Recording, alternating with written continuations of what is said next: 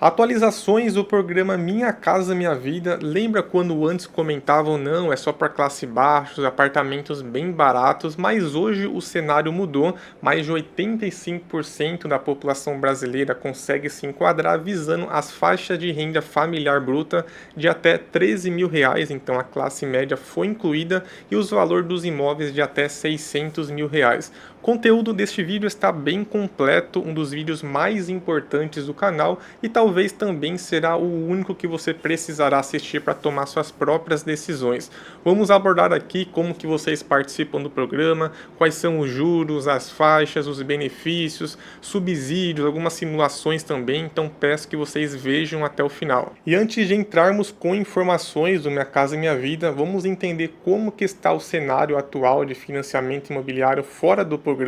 Então, taxa de juros dos bancos, peguei lá do site MySide, Caixa Econômica tem a taxa mais baixa, ficando em juros a partir de 10,26% ao ano. A média dos bancos fica entre 10% a 12% mais a TR.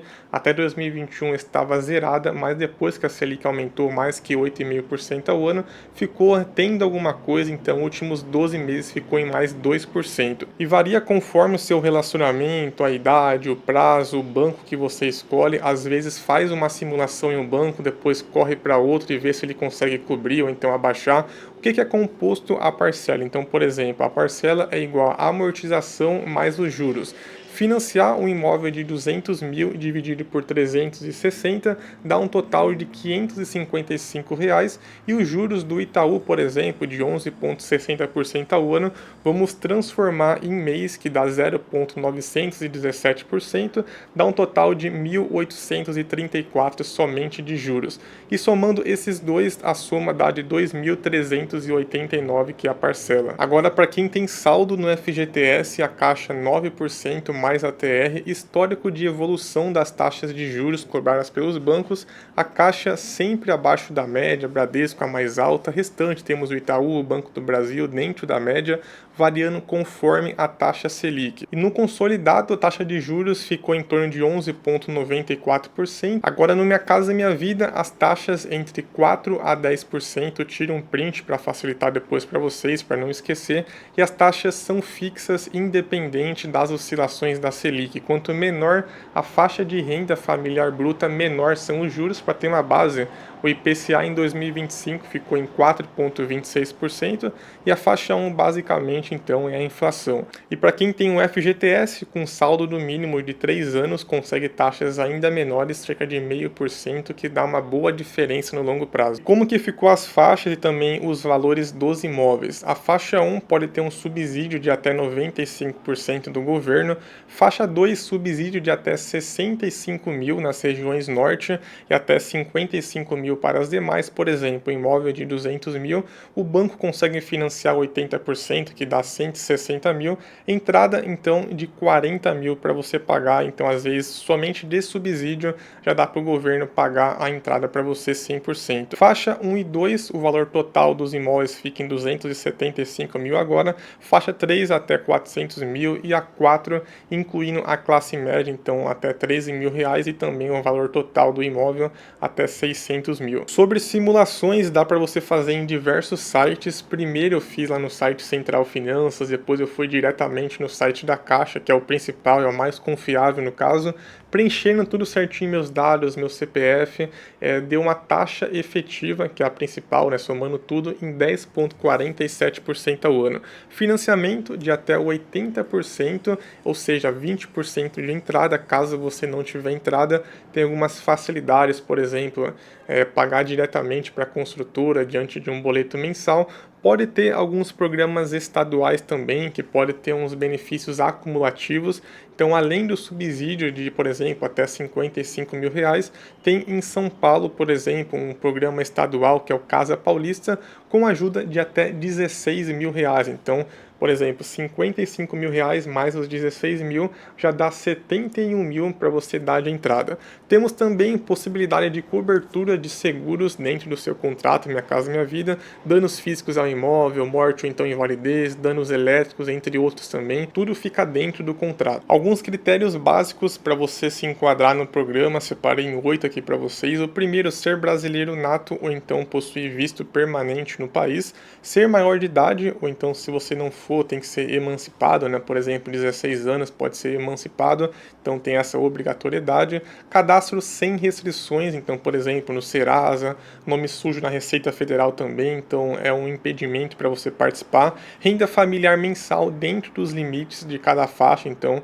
antes ali já mostrei para vocês. Não possuir imóvel residencial em qualquer parte do país, tem que ser o seu primeiro imóvel. Não ter recebido benefício habitacional federal anteriormente. Comprovar a capacidade de pagamentos das parcelas, senão não faz sentido. E também, por último, prestação não pode ser maior que 30% da sua renda. Como que faz para participar do programa? Em 5 passos. O primeiro, reunir todos os documentos essenciais, então separei uma listagem aqui enorme: CNH, CPF, comprovante de endereço, estado civil, comprovante de renda nos últimos 3 meses, então pode ser o seu olerite, carteira de trabalho, extrato bancário, extrato FGTS, declaração do imposto de renda. Se for autônomo MEI, dá para você também tirar através do seu extrato bancário, recibo dos serviços prestados, declaração anual do MEI, entre outros. Segundo, faça simulações no site da Caixa ou então pelo aplicativo Habitação Caixa. Terceiro, identifique a faixa que sua família se enquadra e também o valor máximo para você financiar. Se você não for casado, não tiver filhos, por exemplo, dá para você juntar até 3 pessoas para juntar ali a renda. Às vezes quer conseguir um imóvel mais caro, né? Dá para juntar com mais pessoas, mas lembrando que todas as pessoas envolvidas são donos do imóvel, né? Então tem esse porém.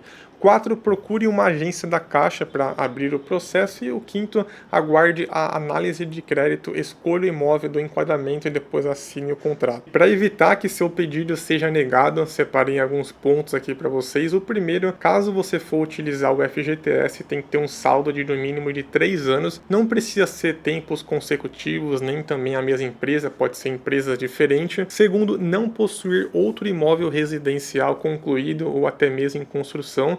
Tem que ser o seu primeiro imóvel, senão não faz sentido, né? Meio que o incentivo do governo oferecendo as taxas baixas para quem não tem condições de comprar sua casa própria. Não pode ter nenhum financiamento ativo do sistema SFH, que é o Sistema Financeiro Habitacional. Imóvel deve ser para moradia própria, não deve ser para revenda, então algumas pessoas acabou pegando e depois alugando no Airbnb, então isso daí é desvio de finalidade e pode ser rescindido, você pode perder o imóvel se a Caixa perceber. Se você não conseguir se enquadrar, tem que migrar para o financiamento fora do programa. Sobre o FGTS, você deve utilizar o FGTS, na minha opinião, porque a rentabilidade é bem baixa.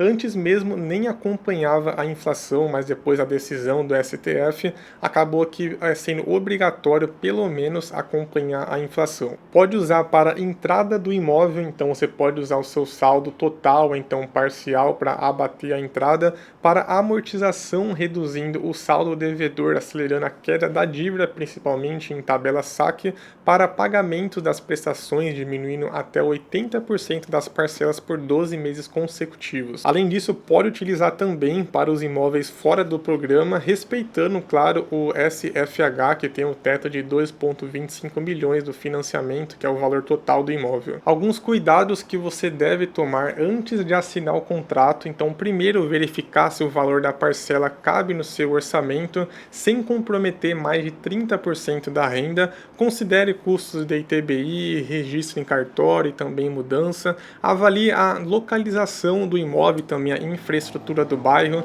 Isso é um dos principais, porque mostra se o imóvel vai valorizar ou não. Confira se o empreendimento está enquadrado no programa Minha Casa Minha Vida também, porque alguns não estão. E bom, se esse vídeo está agregando entregando o valor para vocês. Não se esqueça de deixar o seu like e também fazer um comentário para a gente se interagir. E também, se você não conhece o nosso treinamento em 50 dias sobre investimentos, lá eu abordo desde sobre mentalidade financeira, que é um dos principais, depois economia, renda fixa, os principais títulos, sobre renda variável, comentando de ações, investimentos no exterior também, planejamento de aposentadoria, sucessório, também tem bônus de reforma tributária, está com um preço bem baixo, cerca de R$ 50 por mês, e também temos o serviço de planejamento financeiro individual das suas finanças. E qual que é melhor, tabela Price ou a tabela saque? Vamos entender as principais diferenças. Tabela saque é a mais comum, a mais utilizada. A amortização é constante. No início, o valor da parcela acaba sendo mais alta, com mais juros,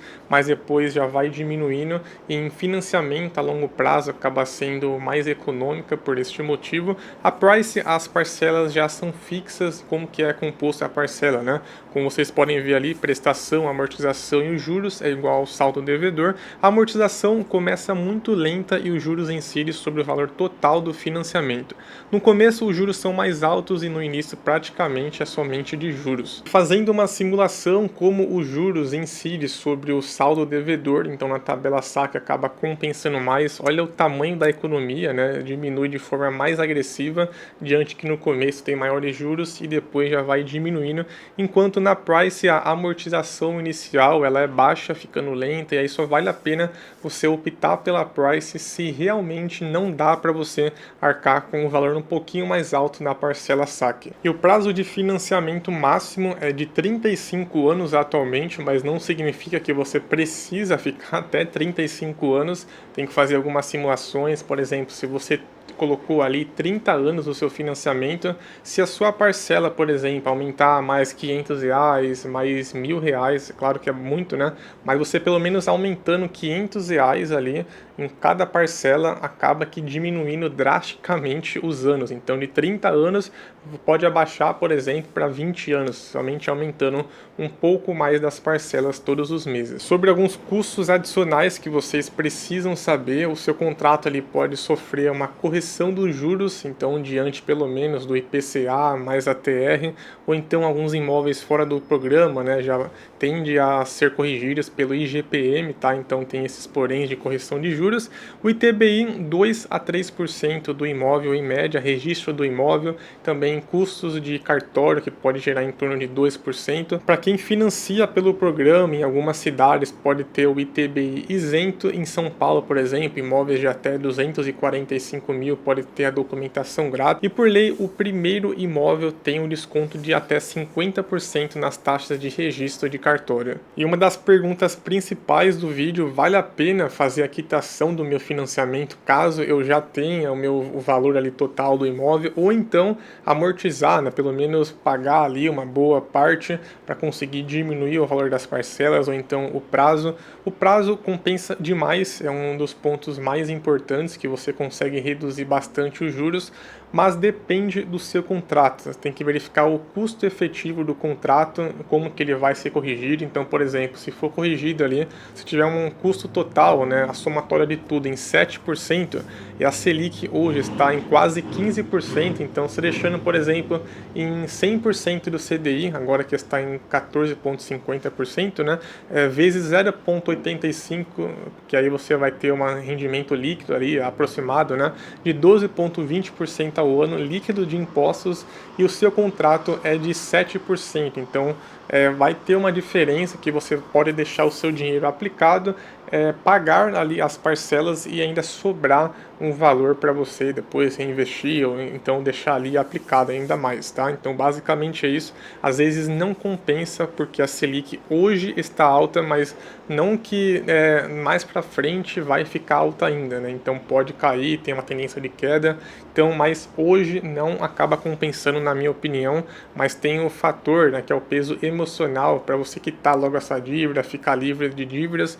Então então tem esse fator emocional que conta bastante dependendo, aí às vezes é melhor sim você fazer uma boa negociação ali, fala assim, poxa, a Selic ali tá bem alta, abaixa aí um pouco e tudo mais, então acaba tendo algumas negociações melhores por este motivo. Inclusive meu último vídeo foi comentando sobre as caixinhas Nubank, também cofrinhos Mercado Pago, tem algumas opções de 120% do CDI, caso vocês não verificou, já verifica lá que está muito bom esse vídeo. E para quem que não compensa comprar imóveis fora do programa Minha Casa Minha Vida, é claro, né, que se você se enquadrar, na minha opinião, compensa demais, não tem nada de juros menores que isso, né, e ainda a valorização dos imóveis é muito boa, normalmente fica próximo de metrô ali, que as construtoras compram, né, os terrenos, então dificilmente não compensa, mas caso você for comprar fora do programa, por exemplo, se você for solteiro, sem filhos, às vezes vai formar uma família ainda, então